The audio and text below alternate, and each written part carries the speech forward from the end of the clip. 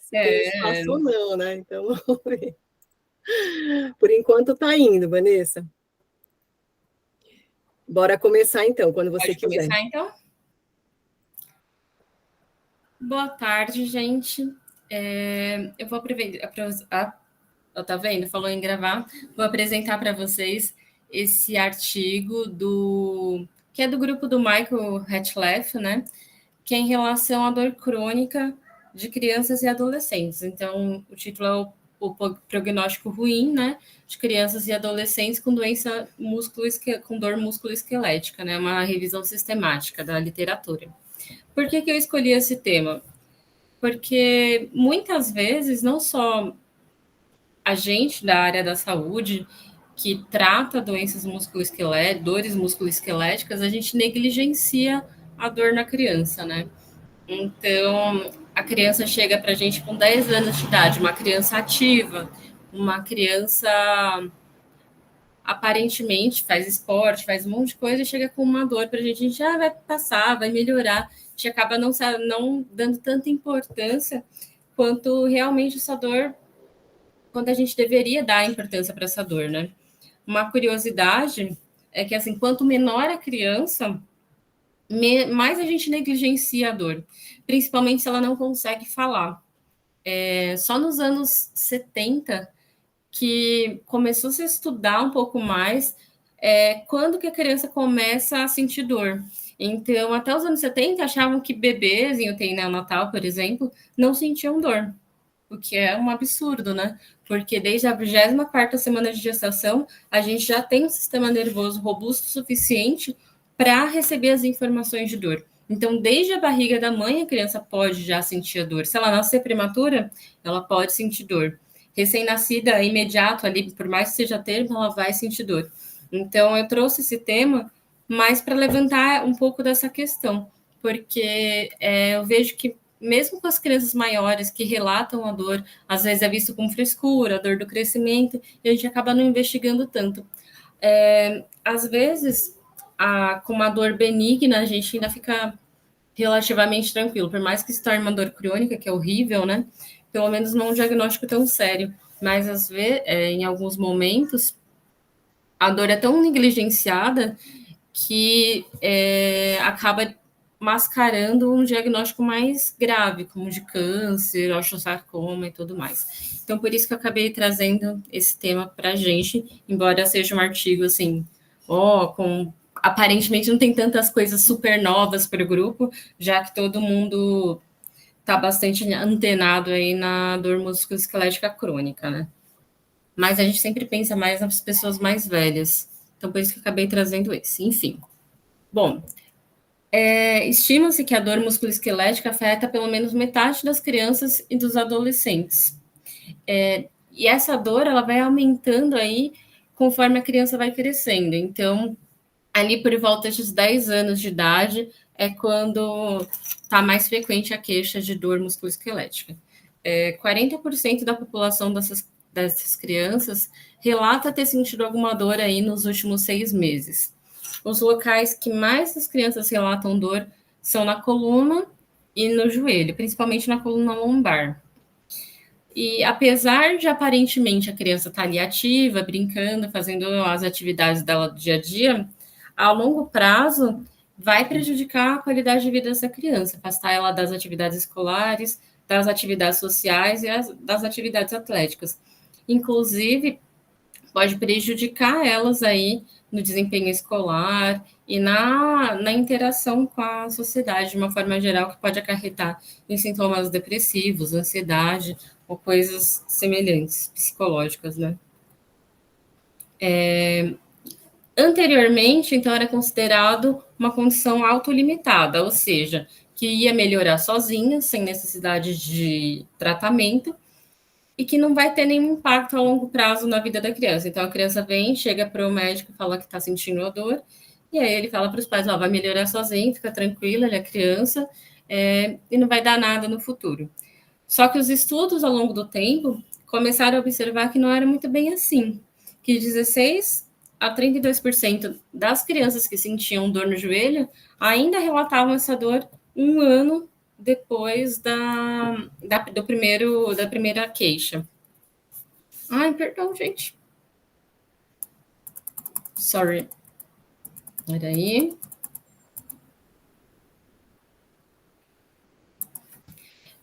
21%, então, das crianças de 12 até os jovens, né, jovens de 35 anos, ainda sentiam dor por até 6 anos, ainda relatavam uma dor por até 6 anos. Então, observou-se que não era uma condição tão autolimitada e sem impacto, assim, em todos os casos. Pode ser que aconteça realmente em alguns casos, mas não em todos.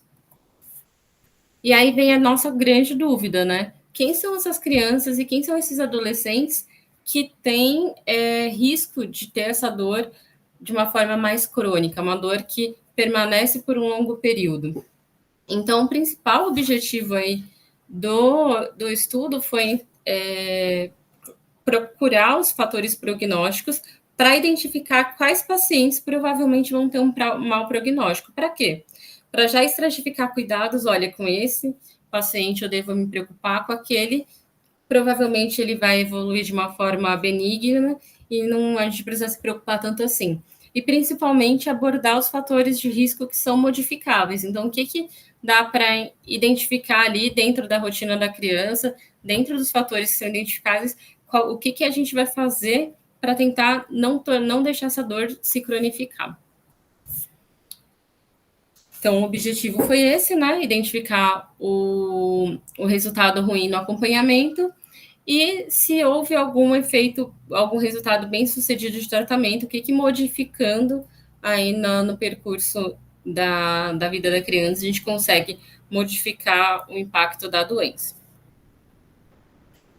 A busca foi bem tradicional, então eles realizaram uma ampla busca na literatura, em vários sites de bancos de artigos, né? Sem limite de data, até o ano de 2019, que foi quando o artigo foi redigido. Eles só pegaram estudos prospectivos que investigavam os fatores prognósticos ou os fatores modificáveis no efeito do tratamento em crianças de 0 a 19 anos. Qualquer tipo de dor musculoesquelética foi acrescentado, qualquer localização da dor também. Eles excluíram todas as dores causadas por tumor, fraturas, infecções, condições neurológicas sistêmicas, e eles colocaram aí dor de estômago dentro do quadro. Não houve nenhuma restrição de idioma e nem de ambiente em que os dados tinham sido coletados. E aí o processo de revisão foi o tradicional também, 2 revisores selecionaram os títulos da forma independente, os artigos de texto completo foram lidos, após selecionados pelos resumos, uma lista de todos os estudos publicados foram colocados no EndNote e eles usaram o mesmo programa para remover todos os artigos duplicados também. Nesse estudo, só um pontinho metodológico, eles não relataram que foi necessário um terceiro revisor para fazer o desempate aí, caso houvesse divergência entre as escolhas dos 2 revisores iniciais. Bom, eles extraíram todos os dados, então, de características do estudo, então, desenho do estudo, onde foi recrutado, duração do acompanhamento, do follow-up. Quais eram as características do participante, então, qual era o tipo de dor que a criança apresentava, a idade, população do estudo, se era mulher ou homem, né, o seu gênero, o sexo, e os fatores prognósticos, as estimativas relativas à estatística. Então, foi usado o odds ratio, risco relativo, e o valor o valor de P. Para avaliar o risco de viés, eles usaram essa ferramenta chamada QUIPS, que é específica para estudos prognósticos. Eu, particularmente, nunca tinha visto, mas também acho que é um pouco mais difícil, né, a gente pegar estudo prognóstico em revisão sistemática, né? Mas, enfim. E aí, todos os fatores prognósticos que foram identificados com alto risco de viés foram excluídos e não foram colocados aí na meta-análise. Então, eles dividiram os fatores em biológicos, então, sexo, idade, composição corpórea, funcionamento físico e características da dor. Psicológicos, então, fatores psicológicos gerais e depressivos. E prognósticos sociais, então, os gerais aí, né, relacionados ao sono e cansaço diurno, se a criança fazia atividade física ou não, uso de álcool e de cigarro. Pensando aí principalmente que a gente também tem dentro dessa população os adolescentes, né, que muitas vezes iniciam o uso do álcool e do cigarro precocemente, mesmo sem liberação médica e legal, né? Bom, então eles identificaram aí um total de quase 50 mil artigos. No final, eles excluíram alguns por idade, outros porque não eram de fator prognóstico, outros porque não tinham o baseline ou follow-up em relação à dor, né? Pelo design do estudo, e alguns eles excluíram aí por se eles só conseguiram um abstract ou se não era uma revista mesmo, né? Se era uma conferência e tudo mais. No total, eles pegaram, então, 26 estudos para serem analisados, identificaram 111 fatores prognósticos de dor persistente musculoesquelética. Aí achei bem interessante que eles fizeram aí uma apresentação visual, né, de tudo que eles encontraram. Então, aqui, dentro das bolinhas, de acordo com a cor, eles classificaram aí a dor, perdão, eles classificaram aqui dentro dos fatores, né, pela cor. Então, se era rosa, por exemplo, era dor no joelho; se era esse rosinho mais claro, dor lombar; se era esse azul mais escurinho, dor musculoesquelética geral. E aí eles classificaram, então, fatores prognósticos biológicos, fatores prognósticos psicológicos e aqui os sociais. E aí os que tinham uma bolinha, esqueci a palavra, aqui ao redor, um destaque. Um destaque, mas nem era isso, um sublinhado, né? Um sublinhado aqui ao redor da bolinha. Rosa era feminino, esse verdinho aqui era masculino. E dentro, que tem aqui os números 11, 4, 2, quantos anos de follow-up eles acompanharam, né, nesses estudos. Então, eles viam a idade, por exemplo, se a criança tinha hipermobilidade, sexo feminino, as coisas que a gente vê com mais frequência, né? Depressão, se os pais tinham dor crônica, dor de cabeça crônica, se usava cigarro ou não, e assim sucessivamente. Então, eu achei legal porque a gente consegue ver o que tem mais, o que aparentemente é mais importante ou não. E o tamanho dos círculos era também de acordo com o número de participantes, né? Então, esse menorzinho de 1 a 720 e o maior aqui com mais de 2.000 pacientes. Então, aí a gente acaba também observando o tamanho, o peso do estudo aí para a consideração do fatores de risco. Outra forma interessante aí que eles, relativamente simples e interessante, que eles demonstraram os dados, foi o tempo de follow-up nos estudos, né? Então, eles classificaram aqui pelas cores o tipo de dor, então, se era dor musculoesquelética geral, musculoesquelética geral, então podia ser ombro, cotovelo, joelho e tudo mais. especificamente do joelho, então esses rosinhas aqui, acho que cinza aqui da cervical, o mais amareladinho para dor de cabeça, e assim sucessivamente até chegar dor do crescimento, né? Que é aquela dor difusa que a criança pode apresentar, dor inespecífica, verdinha, e essa mais clarinha, dor no membro inferior. E aí aqui eles classificaram de acordo com o follow-up, que o follow-up mais longo que eles encontraram foi 11 anos, e aqui a porcentagem de crianças que permanecia com dor após aí do baseline até esse período. Então, por exemplo, com 2 anos, nesse estudo aqui, 90% das crianças ainda apresentavam dor musculoesquelética generalizada. Aí aqui, com 9 anos, quase 60% das crianças ainda relatavam dor. Então, a gente consegue ver aí que mesmo com um período prolongado, de uma forma difusa, óbvio que não são artigos não são todos os artigos da mesma dor, então não são só do joelho, nem só do quadril, enfim. Mas a gente consegue ver que as crianças permanecem aí com dor ao longo dos anos. E aí eles resumiram, de uma forma geral, quais são as questões importantes para serem feitas para esse paciente numa primeira consulta.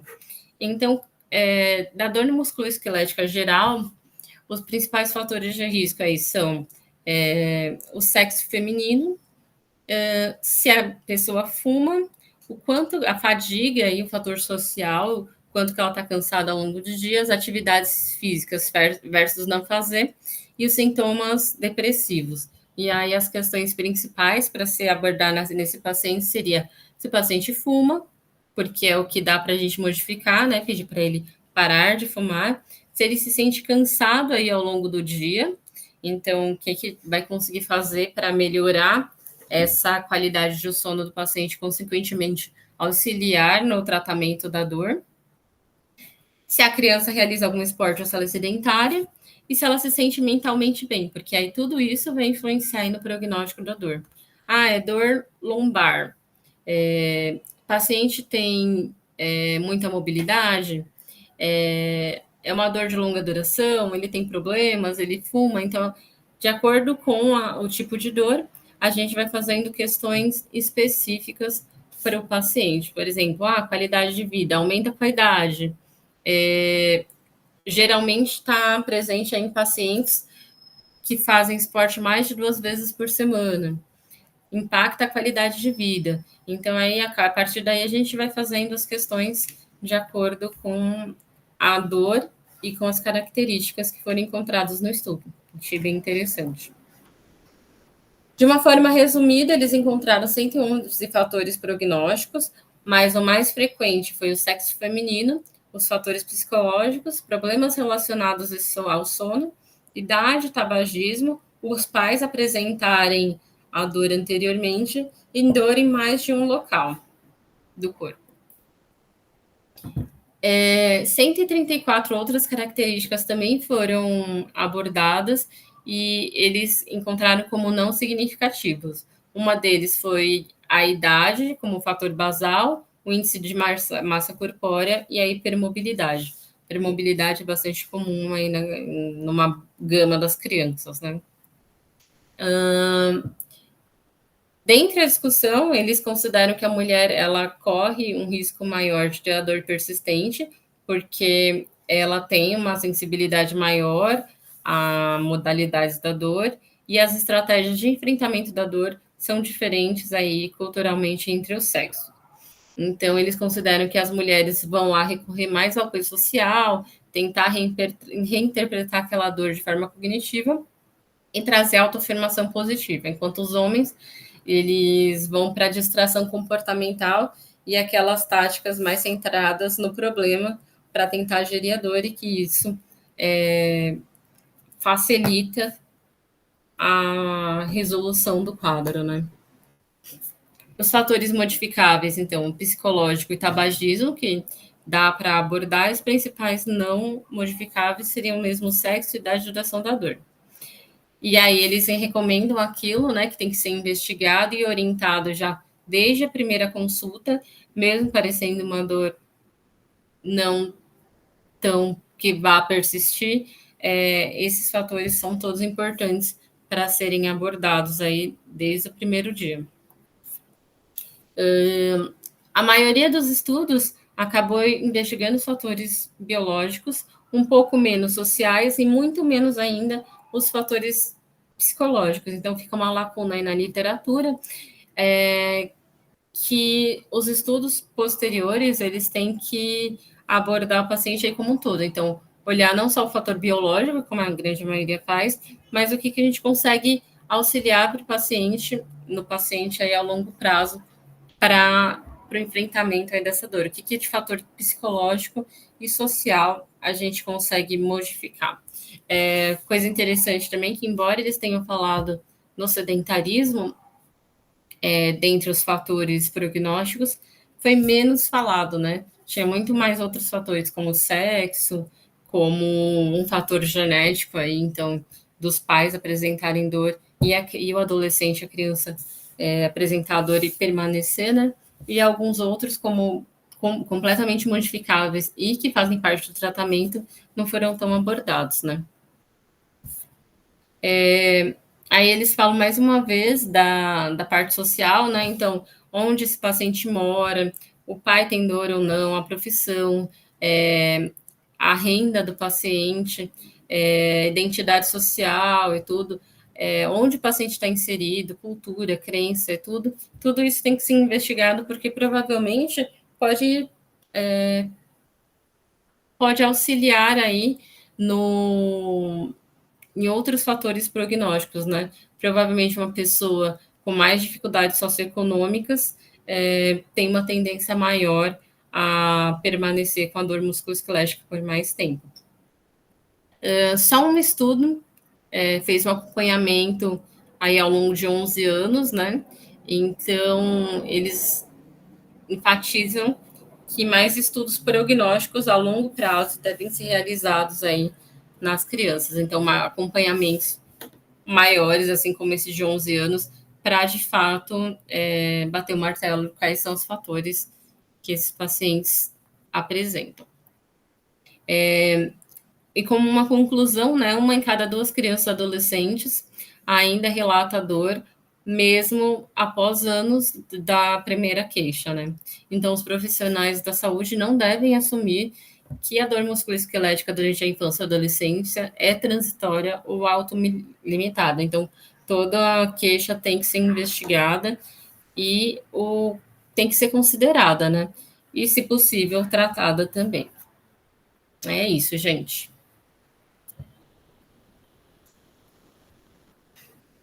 Obrigada, Vanessa. Quando Vanessa me mostrou o projeto, perguntando se eu concordava, perguntei para ela, né? Falei, o que esse projeto vai acrescentar, visto que o prognóstico não é nada muito diferente do adulto, e o que isso vai trazer de novidade aqui para a gente discutir. E eu vou deixar para ela responder, tá? Mas o que a gente enxerga aqui algumas coisas, né, que também não são muito diferentes, mas o interessante é que a gente traz para o público infantil, né, que a gente não coloca muito aqui em pauta, e talvez seja interessante aqui para a gente refletir. Os fatores biológicos, eles, da mesma forma que o adulto também, sem muita surpresa, eles prevalecem. E a gente vê que o mundo caminha cada vez mais para sair só do biológico, né, só do estrutural, e caminhando para um aspecto mais multidimensional, que é muito já falado nas doenças crônicas aí que a gente discute, né, aqui no grupo. Então, eu vou passar a palavra aqui para a Vanessa para colocar aí, né, o porquê desse artigo que ela trouxe, ela já justificou um pouquinho no começo, e o que a gente pode acrescentar aqui, né, para o nosso grupo. Então, eu realmente trouxe esse tópico porque, assim como eu falei no início, antes de fato começar a falar do artigo, eu observo que é muito, muito, muito frequente ainda a negligência para a dor na criança. não só a dor musculoesquelética, mas a dor de uma forma geral, né? Então, às vezes as crianças fazem uma cirurgia e pós-operatório é com uma analgesia pobre, né? Mesmo dentro de uma unidade de terapia intensiva e tudo, a gente observa que é pequenininho, é bebê, se é prematuro, então que chora menos, que tem uma atividade não tão intensa quanto uma criança que nasceu termo, pior ainda, né? Quando, na verdade, é o que eu falei anteriormente, desde a 24ª semana de gestação, a criança já recebe os sinais de dor, né? Então, é muito ruim negligenciar tudo isso. E a criança chega para a gente com a queixa e a gente acaba não dando muita importância, né? Tá com dor no joelho, é porque pulou demais, é porque brincou demais, e acaba não investigando aí, de fato, o que essa criança tem. E temos aí uma ampla gama de doenças que acometem aí o sistema musculoesquelético das nossas crianças, né? Osgood-Schlatter, doença de Salter, a escoliose idiopática, mesmo que as pessoas discutam aí causa dor ou não. A gente vê que muitos pacientes têm dor, e as doenças mais graves até, né? Então, a criança às vezes está com uma osteomielite, está com um osteosarcoma, ou alguma coisa do tipo. Então, a gente acaba negligenciando aí e perdendo tempo no tratamento, né? Vocês imaginam que não tratar um adulto, as consequências da dor crônica que todo mundo está vendo aí o tempo inteiro, imagina um cérebro imaturo que ainda está em formação, né? Recebendo todos esses sinais de dor e impactando na qualidade de vida, né? Enfim, aí foi mais por isso que eu acabei trazendo esse tema. E adulto fala, né? Um bebê não fala. Então, bebê é normal o bebê chorar. Chora alto, chora baixo, chora muito, chora pouco. Choraria de qualquer maneira se tivesse com uma dor de barriga, né? Então, é um aspecto aí importante aí para a gente pensar, visto que a gente não está na área de pediatria, né? Então, vale relembrar esses aspectos. Sim, e mesmo com o adolescente, não, ele é jovem, vai melhorar logo. Tem 14 anos só, tá na flor da idade, tá com frescura, sabe? Então, assim, a gente observa realmente que essas falas são bastante comuns aí com as queixas das crianças e dos adolescentes. Agora, olhando os prognósticos identificados, né? Não é não tem nada assim que salta os olhos e fale, nossa, né? Então, eu queria colocar aqui para o grupo, né? A questão aqui é direcionar melhor o meu tratamento, né? Identificando esses prognósticos nessas diferentes condições que aparecem nas crianças, que são diversas, nessa revisão sistemática, ali não ficar focado apenas um segmento, são vários segmentos. E aí foi identificado os prognósticos, mas assim, o objetivo é direcionar aí o tratamento mais. Os prognósticos são muitos e talvez um pouco assim genéricos, né? Eu não enxergo assim como que a gente vai direto ao ponto, né? Sabendo disso, por exemplo, do sexo feminino, né? Uma coisa que parece que esquisito que se fuma ou não fuma, né? Eu acho que a maior parte da amostra aqui não deve fumar, né? Eu acho que um estuda o outro, pega um adolescente que fuma. E aí ele entra aí, né? Nos pontos aí de prognóstico. Então a gente só tem que chama atenção, né? Porque é estranho, né? Talvez Sim, venha na verdade, não é legal do ponto de vista, né, judicial, vender cigarro e drogas para as crianças e adolescentes, mas assim, a grande maioria dos adolescentes hoje em dia, não só hoje em dia, mas desde a minha época, usavam RG falso para entrar na balada, ingeriam bebida alcoólica de forma ilegal, fumavam escondido.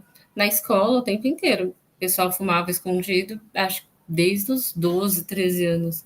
Então, embora não seja recomendado, realmente eles acabam arramando e usando, né? Isso também fez parte da minha adolescência, né? Eu via muito. Eu acho que as coisas não mudaram, né?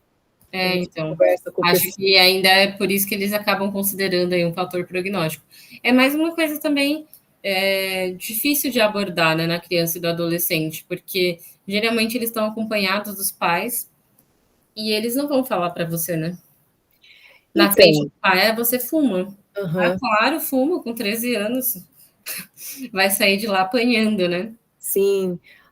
A gente está vendo aqui um fator que faz parte aí da adolescência, um fator social, mas aí eu volto à pergunta, né, que eu também não sei aqui, vou abrir aqui para os colegas aqui,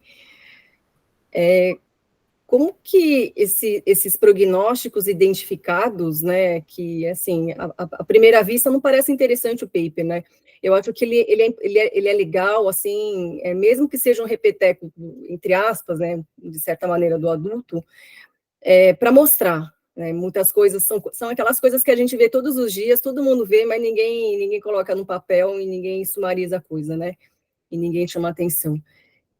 Então, como que vocês acham que esses pontos aí identificados poderia ou não ajudar de alguma maneira nessa dor musculoesquelética aí da criança e do adolescente? Abri aí para vocês falarem. Fala aí, Emílio. Olha, eu vou colocar em relação à minha experiência, né? Mas antes, parabéns, Vanessa, pela apresentação e pela colocação do artigo. Eu acredito que esse artigo ele tenha uma função muito educativa e de conscientização, porque dentro da minha experiência eu atendi e atendo muito ainda crianças e adolescentes. Eu fui por alguns anos fisioterapeuta de um evento esportivo chamado Copa Danone de futebol infantil, que jogavam futebol crianças de 8 a 12 anos e de classes sociais diferentes. E esse finalzinho da apresentação da Vanessa, do artigo, foi colocado lá a questão da experiência dos pais com dor, da renda familiar, da classe social, de todo esse lado, e isso lá naquele evento ficava muito claro para mim, porque o evento tinha crianças de escolas públicas, escolas particulares e já de clubes e associações ou escolinhas de futebol. E o evento começava jogando cada um na sua característica. Então, escolas públicas jogavam com escolas públicas, particulares com particulares, e os clubes, e depois juntava todo mundo que se classificou para fazer uma parte final do campeonato. E ele acontecia no Brasil todo também, com crianças daqui da região de São Paulo e Rio de Janeiro, da região do Nordeste e da região de Minas. E era nítida, era clara a diferença que existia em interpretação da dor ou de enfrentamento da dor quando eles estavam jogando. Então, crianças de escola pública, naqueles momentos de jogo, eles queriam era jogar bola. Podia passar um trator por cima deles, eles levantavam, sacudia ali um pouco o corpo e continuavam jogando bola. Crianças de clubes e associações eram crianças mais voltadas para o que é o futebol hoje, que a gente vê, e que fazia aquela firula toda de passou, bateu nele, ele cai no chão, fica rolando para lá e para cá, mas depois ele levanta e vai jogar bola. E as crianças das escolas particulares, elas tinham um agravante dos pais estarem assistindo e passava um menino correndo do lado do outro, o vento fazia ele caía no chão desesperado e a mãe gritando no alambrado para ajudar o filho dela, e o filho dela cada vez com mais dor e ninguém tinha nem encostado nele. Então, as experiências que essas crianças vivenciaram de dor, né, e do tipo, olha, a dor ela faz parte da vida, ela vai existir, você vai levantar, você vai fazer o que tem que fazer porque não tem tempo para sentir dor, ou uma dorzinha já é algo que faz aquela criança ser tratada como se ela estivesse quase morrendo, e aí ela percebe que aquilo pode trazer vantagem para ela, ela aprende dessa forma. ou aquele que quer tirar vantagem de qualquer forma ali na situação, né? Então, tinha muito essa questão presente ali nessa competição. Já na parte da ginástica rítmica que eu acompanhava até o ano passado, a gente tinha crianças ali desde os 6, 7 anos até 20 anos, na adolescência e início da vida adulta, e existia muito a negligência dos pais frente à dor da criança, né? Então, ali, tá lá no esporte, esporte de alto rendimento, tá atuando, mas era nítido que muitos deles não estavam preocupados. Do tipo, você treina as 4 horas por dia e você vai chegar em casa e vai falar que não consegue subir a escada para pegar alguma coisa que eu te pedi um favor. Mas é justamente isso, né? Na escola era a mesma coisa, as tias do corredor, elas reclamavam para mim que muitas vezes elas não podiam subir a escada porque estavam com dor ou estavam com uma lesão, alguma coisa, mas a tia da escola olhava para elas e falava exatamente isso. Você é atleta, você faz tudo aquilo lá na quadra e você não consegue subir uma escada. Então, tem esse lado do enfrentamento e de como elas recebem essa resposta, né? Então, eu acho que, além de tratar da forma correta a dor da criança e do adolescente, a gente precisa fazer com que as pessoas se conscientizem que existe a dor de alguma forma e que ela não pode nem ser negligenciada ou nem duvidar disso.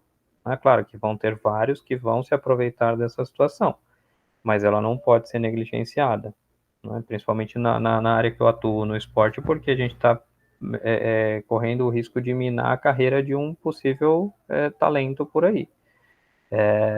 E outro ponto importante, muitos pais também acham que, teve uma dorzinha aqui ou apresentou alguma lesão, leva no ortopedista qualquer, principalmente sendo uma criança atleta, e o ortopedista qualquer ali também não entende que essa criança ela treina em alto rendimento, apesar de ser criança.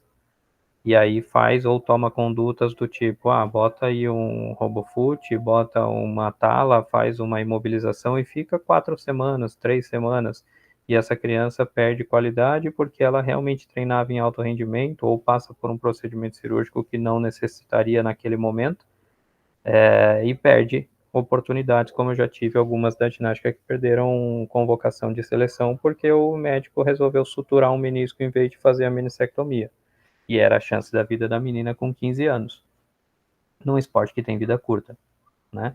Então, às vezes a gente precisa tomar um choque desse para não negligenciar ou para tomar uma conduta mais correta e não atrapalhar a carreira de uma criança atleta. Agora, as outras, a gente acha que precisa realmente conscientizar e fazer com que pais e cuidadores entendam que isso pode ser um caso grave e que a criança não está brincando, né? Ou que tem algo muito maior por trás disso. Legal o seu relato, Emílio. Vamos passar agora para o Tiago. Bom, em primeiro lugar, Vanessa, como sempre, parabéns. Você sempre faz apresentações brilhantes e o artigo é realmente muito bom. Eu particularmente gostei muito desse artigo, mas numa perspectiva de trazer uma percepção maior da dor na criança e no adolescente, né? Da mesma forma que me trouxe essa perspectiva, eu senti falta de algumas coisas, né?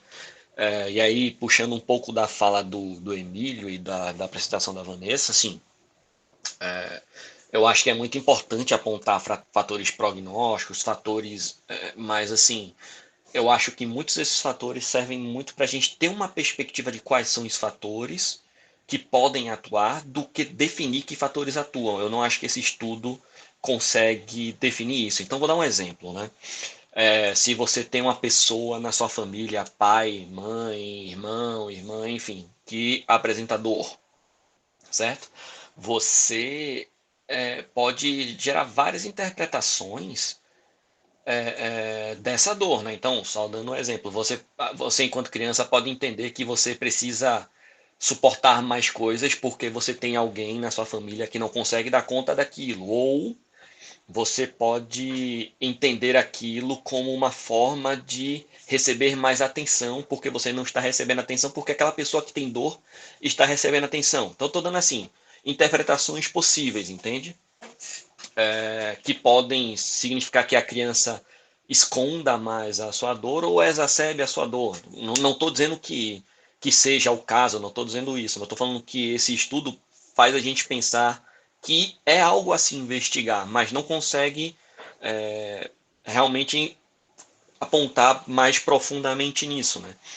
Uma outra questão, por exemplo, que o Emílio trouxe, que eu senti falta, e aí se a Vanessa tiver alguma informação, eu agradeço, que é o seguinte, a questão do fator social é relevante, mas eu não encontrei no artigo a questão de onde foram esses estudos, de qual país, sabe, por exemplo, porque como o Emílio falou, tipo, você já tem diferenças claras entre, por exemplo, no Brasil, entre regiões, né, de como as crianças na atividade física colocada, assim, é um exemplo. Então, assim, se esses estudos foram feitos em países da Europa, em Estados Unidos, Canadá, Brasil, México, África do Sul, enfim, Japão, sabe? Eu acho que seria interessante isso. E questão de faixa de renda, né? Até para a gente também poder pensar um pouco mais sobre esses fatores sociais, né? E uma coisa que eu acharia também interessante, eu gostaria que tivessem estudos assim, seria esse estudo poderia ter estratificado entre crianças e adolescentes para a gente definir aonde que, por exemplo, o período de puberdade, né, de todas as variações hormonais, seria um fator ou não que poderia estar correlacionado com uma presença maior de dor e tal, sabe? Porque se ele aponta características do sexo feminino e a oscilação é muito maior do que a do sexo masculino por conta do período menstrual, né? Que ainda é uma fase muito irregular, eu acho que seria uma coisa interessante da gente ter essas informações, sabe? É uma pena que o estudo não traz, mas é que eu acho que assim, sabe, teriam sido coisas interessantes. Mas eu realmente gostei do estudo. E eu acho que ele dá essa perspectiva da gente olhar para a dor da criança e do adolescente, não como algo assim, que é muito comum. Vai no médico, o médico fala, é osgutilato, vai para casa, quando ele tiver 18 anos passa, e vida que segue normal. Não, não é assim, sabe? Você pode tratar na fisioterapia os gutilater. Ou, por exemplo, a questão de como o Emílio colocou, que eu acho que o estudo também se beneficiaria, mas é assim, eu tô sendo um pouco chato, mas é mais para a gente pensar do que para criticar o estudo em si, é mais algo que seria interessante. Porque, por exemplo, uma coisa é sedentarismo versus atividade física, outra coisa é atividade física recreacional versus atividade física de alto rendimento, que é como o Emílio colocou, né? Se você tem atletas que, por mais que sejam crianças ou adolescentes, estejam trabalhando em alto rendimento, a forma delas lidarem ou delas aprenderem a lidar com a dor, já que a dor é uma questão também, a dor em si é uma questão biopsicossocial, se aprende a ter dor, né? Eu acho que também seria algo interessante, sabe, que poderia dar mais informações para a gente. Eu acho que mais estudos nessa área seria muito, muito agregador para esse tema, que realmente a gente vê que é subexplorado.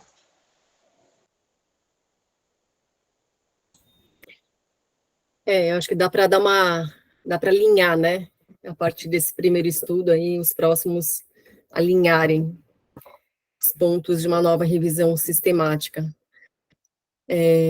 Matheus?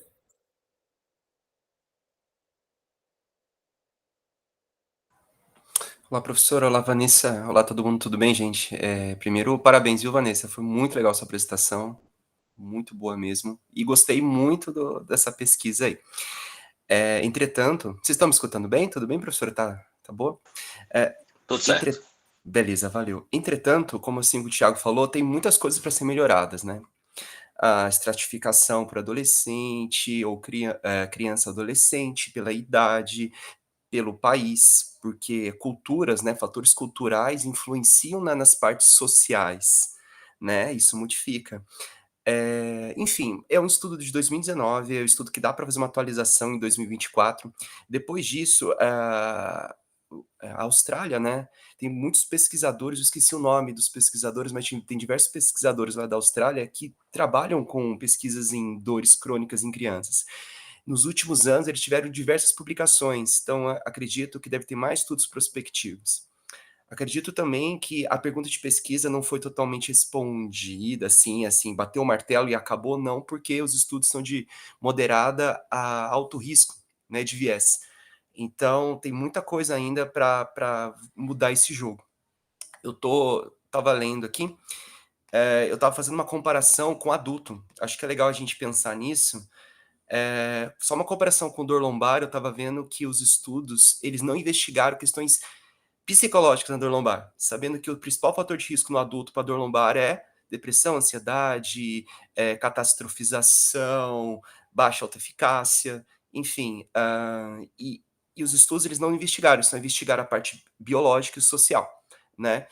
E a parte psicológica, desculpa, a parte social que eles investigaram aqui foi os problemas sociais em relação aos colegas, né? Colega de escola, tal. E isso também é fator de risco no adulto.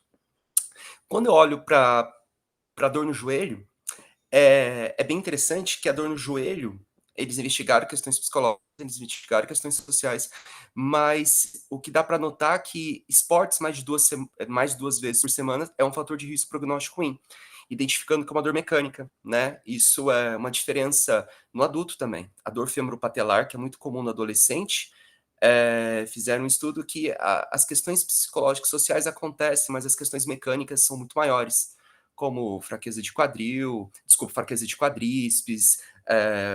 morfologia da tróclea, só para fazer essa comparação que parece que tem alguma coisa aí, né? Joelho, membro inferior, questões mecânicas, e lombar aí questões mais psicossociais. Entretanto, falta ainda investigar questões emocionais. É interessante a gente analisar isso para os próximos estudos, né? Que talvez investigar mais essa lacuna que tem no adulto, para a gente saber em relação a isso. Mas é um estudo muito interessante, assim, é bem legal. Eu só não entendi uma coisa aqui, eles pegaram 26 estudos e tá escrito... Ah, tá, desculpa, eu que vi errado aqui. Eles pegaram 26 estudos, identificaram 111 fatores... Perdão, é um de leitura meu aqui.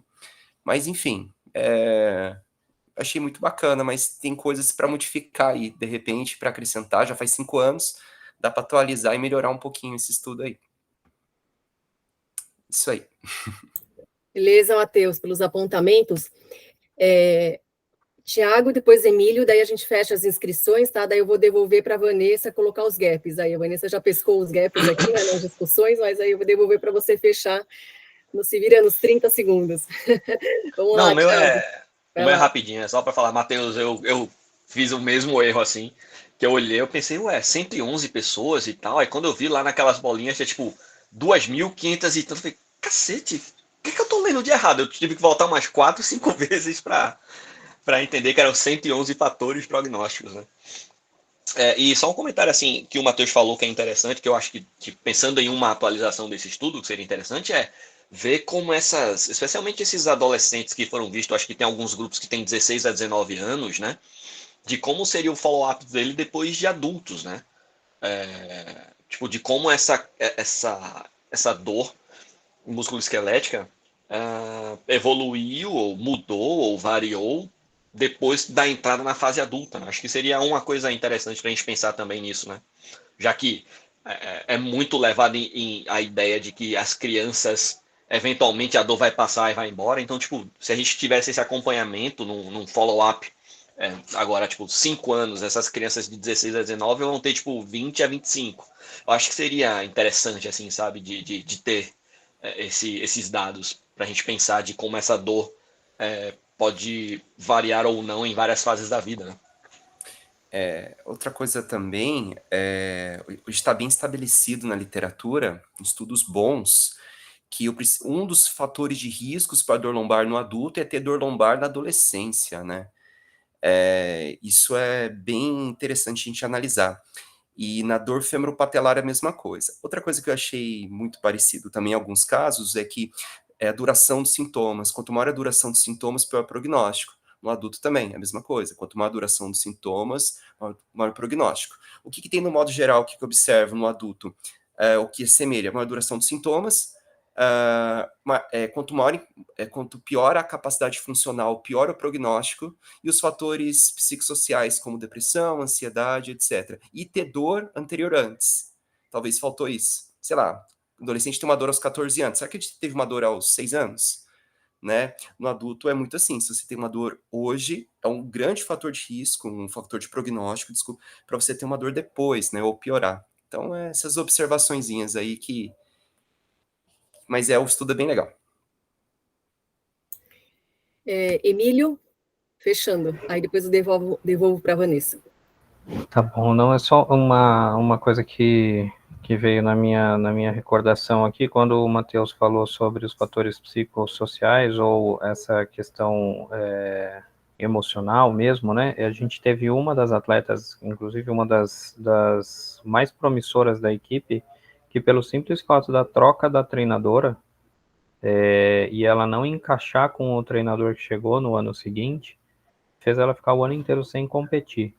E os exames que ela fazia e tudo que mostrava não trazia uma justificativa física, musculoesquelética física, para a dor que ela sentia. E em vários momentos dentro do consultório, a gente acaba trabalhando um pouco esse lado da psicologia também, né?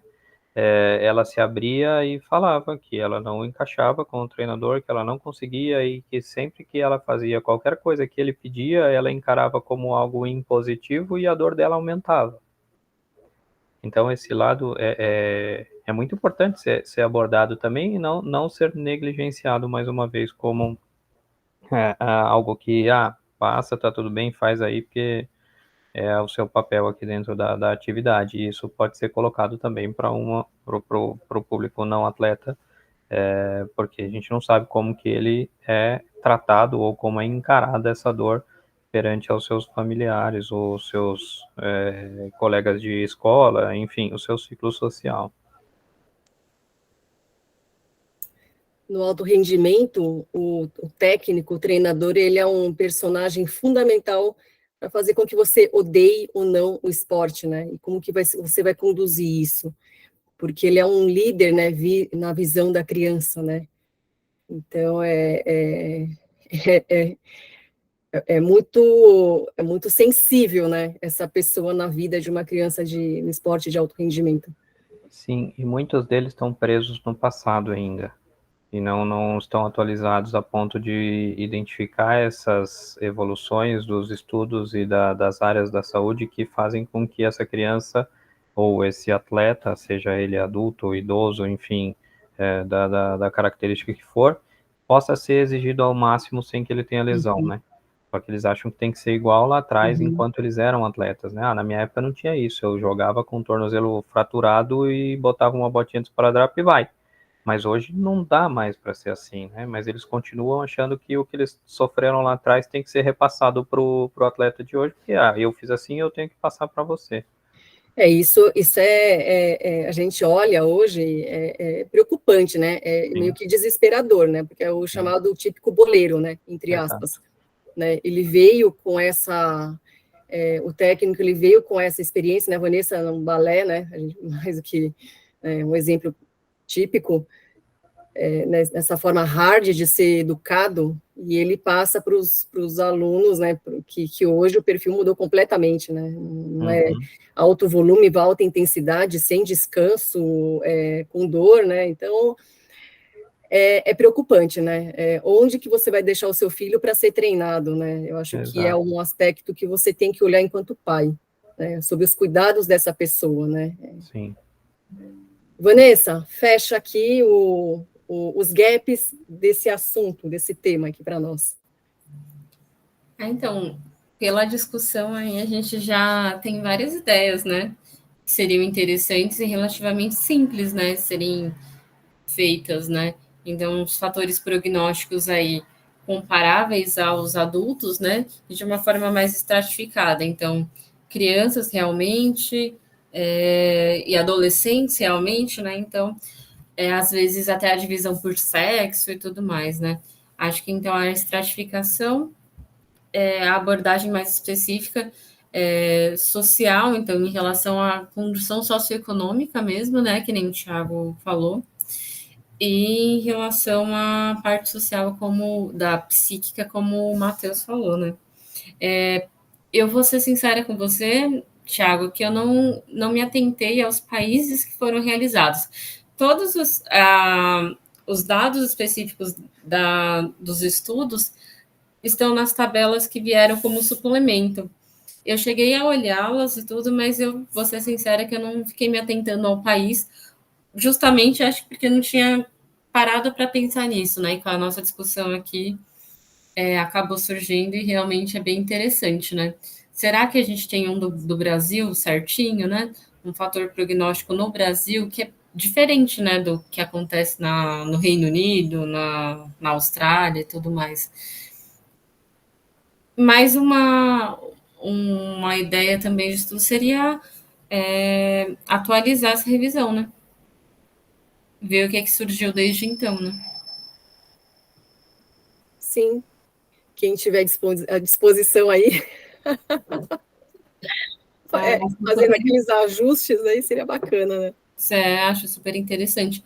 E mesmo pensar numa entrevista, né, com crianças e adolescentes que sentem dor, né? Esses estudos que vocês estão realizando atualmente, que são feitos pela internet, com questionários e tudo, seriam interessantes, né, para acompanhar essas crianças e esses adolescentes. Aí a entrevista, o preenchimento de formulário seria para as crianças ou para os pais, Vanessa? Para a criança, para o adolescente, né? E o que você identificaria, perguntando com relação...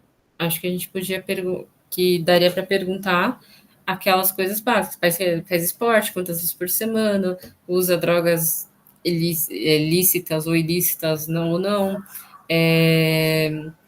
Como que praticamente aquele questionarinho de qualidade de vida que a gente tem do PED, sabe?